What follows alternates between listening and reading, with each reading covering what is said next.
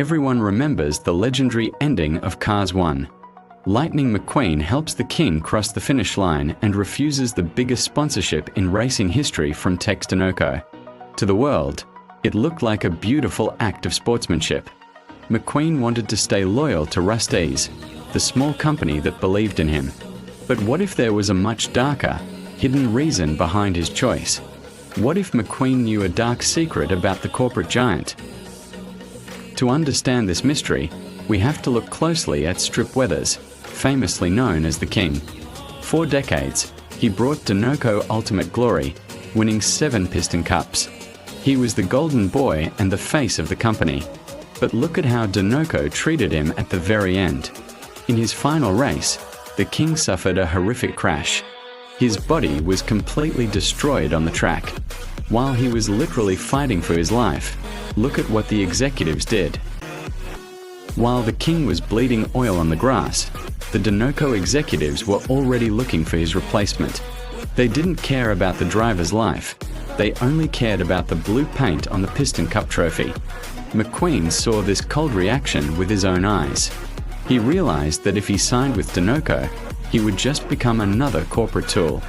The moment he crashed, Tex Dinoco would replace him without a single second thought. But the dark reality of this company goes much deeper. Did you know Dinoco didn't even start in the Cars universe? Their first appearance was actually in Toy Story as a massive, greedy oil corporation. In a world completely populated by living vehicles, they didn't just sponsor the races, they controlled the rules behind the scenes. Drivers like Chick Hicks were desperate for their money. Driving themselves completely insane just to get noticed by Tex Dinoco created a toxic environment where winning was a matter of life and death, leading to extreme violence on the track. McQueen hated this fake corporate world because he preferred real racing passion. The biggest reason McQueen said no was sitting right in his pit box, Doc Hudson. Doc was the fabulous Hudson Hornet, a 3-time Piston Cup champion. In 1954, when Doc had his terrible crash, the racing world completely abandoned him. They told him he was old history and cleaned him out.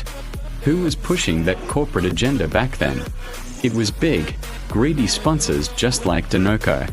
Doc taught McQueen that corporate glory is completely fake.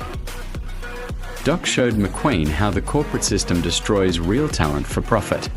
McQueen chose Rust-eze because Rust-eze was real. They were a small ointment company for rusty, old cars, the exact kind of broken cars Doc Hudson lived with in Radiator Springs. By rejecting Tex Dinoco's multi-million-dollar offer, McQueen defended Doc's legacy and proved that loyalty matters more than money. But then, Cars 3 changed everything. Years later, in Cars 3, McQueen did something shocking. He finally allowed his student, Cruz Ramirez, to become the new Dinoco driver. Why did he change his mind after refusing them for his entire career? Did he finally give up and accept the corporate money? No, the truth is much more brilliant. This time, the deal was done completely on his own terms. McQueen didn't join Dinoco. He forced Dinoco to accept his rules. McQueen became Cruz's crew chief, controlling her training and career. He forced Tex Dinoco to respect the soul of racing, not just the marketing. McQueen didn't just refuse a sponsorship in Cars 1, he spent his entire life breaking the corporate wheel. He changed the racing world forever, turning Dinoco from a greedy monster into a place where real talent could shine. He avenged Doc Hudson by fixing the broken system from the inside. Think about how different the history would be if McQueen accepted that blue paint in movie 1. He would have abandoned Radiator Springs, left Sally behind, and forgotten about Doc's lessons. He would have become a commercial machine, just like Chick Hicks. Dinoco would have drained his soul, used his prime years for advertising, and thrown him away the moment a younger, faster car like Jackson Storm showed up in circuit. McQueen's refusal is the most important moment in the entire Pixar theory. It proved that vehicles are not products. By staying with Rust-eze, McQueen kept his freedom. He chose to train in the dirt of Radiator Springs rather than the high-tech, artificial simulators of Dinoco. This organic training is exactly why he was able to stay at the top for so long.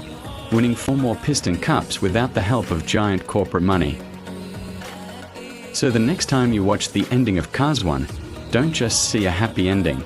See it as a historical rebellion. A rookie car stood up against a multi-billion-dollar monopoly and won. Tex Dinoco thought he could buy any car with a helicopter and a shiny stage, but he couldn't by number 95. McQueen showed the world that the roar of an engine means nothing if you don't control the key to your own ignition. What do you think about this hidden theory? Did Lightning McQueen make the absolute right choice by rejecting Tex Dinoco? Or did he waste a golden opportunity to become the richest racer in history? Imagine a world where McQueen wore the blue Dinoco paint instead of the Rusty's red. Let me know your crazy theories in the comments below. I want to read what the Real Cars fan community thinks about this corporate corruption. If you enjoyed diving deep into the dark side of the Pixar universe, make sure to smash that like button right now. Don't forget to hit subscribe and turn on notifications so you never miss our next deep dive into the secret files of your favorite childhood movies. Thank you for watching Fusion_BT. Stay tuned, keep your engines revved up, and we will see you in the next video.